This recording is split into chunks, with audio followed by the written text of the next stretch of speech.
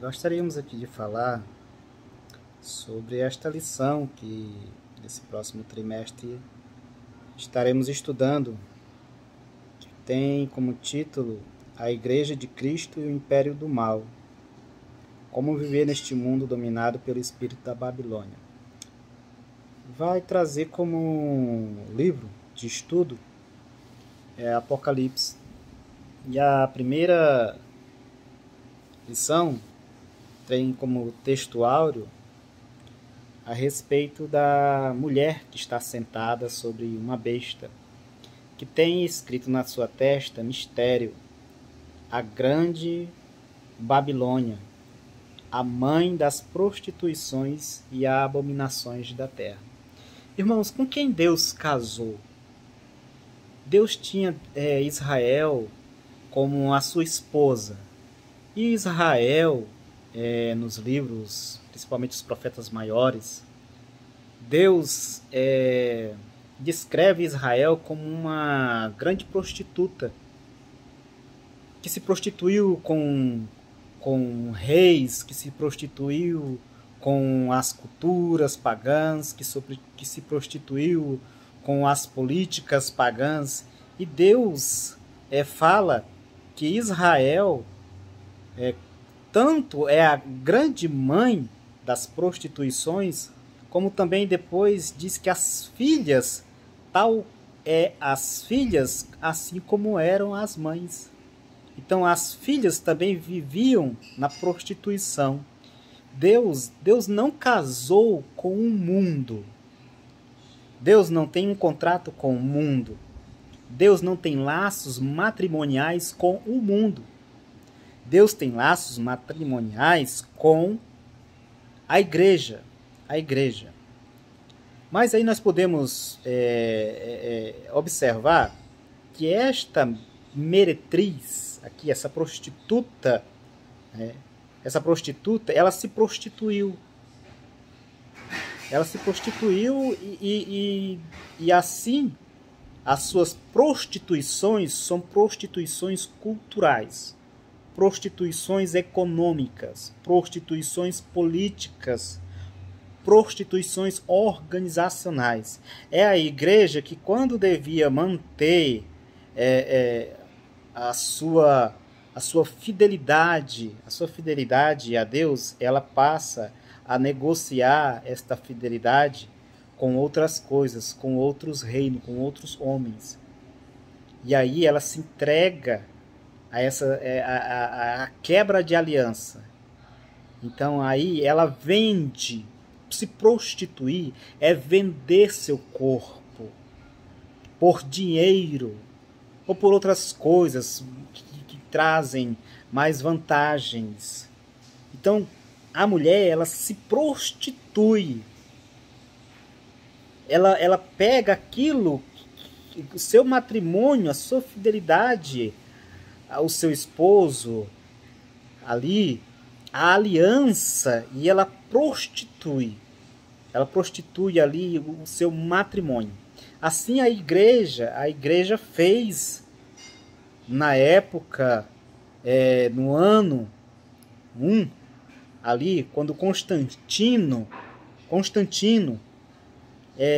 se converteu, que na verdade ele se aproveitou da igreja que era perseguida, que estava perseguindo, e ali disse que recebeu uma revelação para que juntasse a igreja a seu favor, dizendo que se converteu, para tomar o direito de ser o imperador total de Roma, diante das crises dos outros estados. E ali ele usou a igreja quando deu liberdade de culto para a igreja. Então essa meretriz, essa prostituta aqui, cheia de abominações, é quando Constantino sobe ao poder ali e não persegue mais os cristãos. E ali há uma negociação com os poderes religiosos agora, com instituições religiosas. Então, a igreja passa agora a desprezar o evangelho puro, genuíno, as doutrinas puras, genuínas, e mescla com as políticas. E ali é tanto que o primeiro pensamento ali dos novos religiosos que surgem ali é fazer a Basílica de São Pedro. É construir um lugar de adoração. Porque a igreja adorava a Deus dos sepulcros, nas casas escondidas, sabe? Adorava a Deus nas grutas, assim se reunia lá. Não era CNPJada, não era uma instituição permitida pelo Estado, controlada pelo Estado, mesclada pela política, mesclada pela economia. Era como Jesus Cristo disse: vem o dia, e já é o dia, e que os verdadeiros adoradores adorarão a Deus em espírito e em verdade, e não em lugar. E ali eles criam a Basílica de São Pedro, e a igreja passa a se reunir lá. E passando a se reunir lá, começa, então, ali, o sistema financeiro criado. E a igreja, desde aquele dia, irmãos, passou a ser um sistema religioso financeiro, usando a palavra de Deus. Isso é abominação, usando o evangelho, usando a fé, a graça, para ter bens, para ter poder, para ter controle, para ter dinheiro, prata, ouro. Por isso que esta meretriz, a Bíblia diz, essa prostituta escarlata que está montada sobre a besta, que são reinos, ela está adornada de ouro, ela está adornada de pedras preciosas, de pérolas. Então, não tem nada a ver com o mundo, não tem nada a ver com o sistema mundano. Não, esta daqui é a igreja visível. E aí tem da mesma forma as filhas, irmãos, que é quando ela dá continuidade, ou seja, dali se ramificou todas as demais denominações, mas com o mesmo sistema de que a igreja precisa estar mesclada com a política, que a igreja precisa estar mesclada com os sistemas que existem no mundo. Então ela perdeu seu esposo, a igreja. Esta igreja perdeu seu esposo. Por isso que João se espanta. A Bíblia diz que ele se espanta, ele se maravilha. Como é que pode algo que começou tão limpo, tão puro, tão santo, se tornar em algo tão depravado, tão abominável? A igreja se tornou, irmãos. Não é a igreja que Jesus Cristo fala lá: as portas do inferno não prevalecerão contra ela. Não é esta a igreja. A igreja que Jesus fala é a igreja invisível, que nós podemos dizer que quando Constantino tomou e unificou a igreja ao Estado ali, e foi o imperador, e foi o Papa ali, dali os verdadeiros adoradores que viram que aquilo ali estava errado, que a igreja começou a mudar os seus pensamentos, começou a mudar os seus comportamentos, né, a mudar as suas prioridades, a transigir com o pecado. Ali começou a sair dela aqueles que foram queimados e perseguidos novamente. Quem passou a perseguir não foi mais Roma, mas foi a própria igreja que passou a perseguir os verdadeiros cristãos, os valdenses, sabe?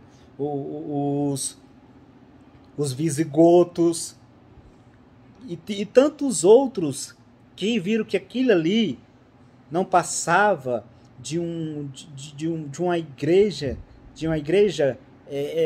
pervertida, uma igreja mundana, uma igreja controlada agora por um imperador e ditador das normas e das maneiras e de suas ramificações. Então hoje, eu acredito hoje, que como Deus diz que tal é a mãe, tal é a filha. Assim como é a filha, assim também é a mãe. Então, da mesma forma, essa grande meretriz aqui, ela teve filhas. E as filhas são todas aquelas instituições que se levantam localmente. E ali tem um centro religioso financeiro mesclado, que tem o seu objetivo ali, o único objetivo, é se tornar uma igreja pomposa, perolada, cheia de ouros, cheia de pratas, sabe? Os seus líderes vivendo como a igreja de Laodiceia, mortos totalmente, mas achando que estavam vivos ali. Então, esta lição, ela não fala com verdades a respeito de quem realmente é esta grande Babilônia. E este espírito da Babilônia. Qual é o espírito, irmãos, da Babilônia? O espírito da Babilônia, irmãos, é este espírito de achar que as coisas sagradas, as coisas, a equidade de Deus, a graça, esse espírito, ele deturpa, ele modifica, ele vira os valores do avesso, os verdadeiros valores. Então o espírito da Babilônia é essas prostituições, é quando nós nos prostituímos. Olha, se tem algo pior do que o ser humano que vive no mundão, e está condenado, e sabe que está condenado, sabe o que é pior? Pior do que isso, existe algo pior. É quando nós estamos vivendo dentro de uma religião, achando que estamos salvos. É quando Jesus Cristo fala, olha, tenha cuidado, para que a luz que há em ti não seja em trevas. Porque se essa luz que há em ti são trevas, imagine quanta treva ela é, quantas densas trevas ela é. Então nós temos que ter muito cuidado quando nós vamos pegar a palavra de Deus, e como aqui esta lição aqui está falando, vai falar da grande meretriz, né, da mãe das abominações da terra. Ela não está se referindo ao sistema mundano, ao sistema político, não está falando das organizações da ONU, não está falando das organizações mundiais. Ela está falando de organizações religiosas que se dizem ser santas, mas são profanas. Ele está falando daqueles que se dizem ser luz, mas na verdade são trevas. Isso é abominação, é deturpação, é torpeza. Então nós temos que ter cuidado, porque esta lição aqui vai querer nos levar a acharmos que é o mundo que está prostituído, que se prostitui. Não, quem se prostitui é a esposa. É a esposa que se prostitui. É a esposa que vende o sagrado. É a esposa que vende o seu corpo. É a esposa que vende o matrimônio. É a esposa que mancha o leito, que mancha a cama. É a esposa, é aquela que foi casada. Por isso que há a palavra prostituição. Que se prostituiu. Que se prostitui com homens. Que vende aquilo que era santo.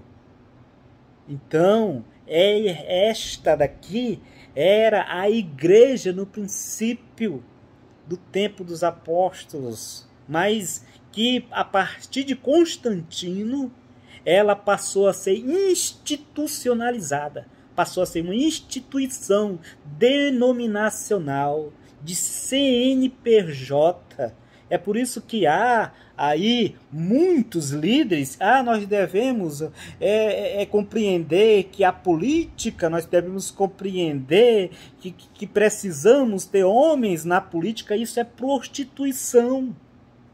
É estar se prostituindo. Isto é uma mentira, isto é uma enganação da parte do diabo, dizendo que nós precisamos ter pessoas lá nos parlamentos, lá nas assembleias legislativas, precisamos ter pessoas lá no Senado, para que eles possam